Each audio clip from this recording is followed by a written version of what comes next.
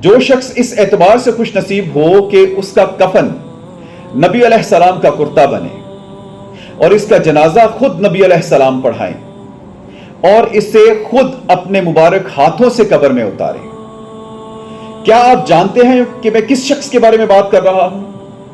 میں بات کر رہا ہوں رئیس المنافقین عبداللہ بن ابی کے بارے میں، کہ جس کا کفن نبی کا کرتا بنا، جس کا جنازہ نبی علیہ السلام نے خود پڑھایا اور اپنے مبارک ہاتھوں سے اس کو قبر میں اتارا۔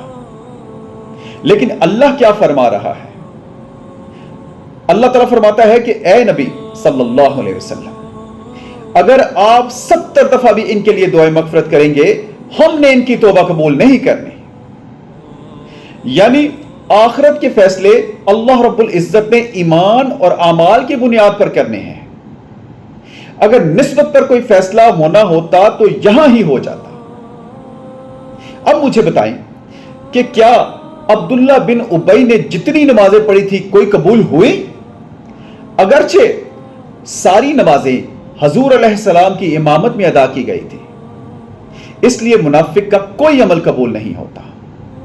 پھر آیت نازل ہوئی، اللہ رب العزت نے فرمایا کہ اے نبی، ان میں سے اگر کوئی مر جائے تو آپ کبھی بھی ان کا جنازہ نہیں پڑھائیں گے اور آپ ان کی قبروں پر بھی کھڑے نہیں ہوں گے۔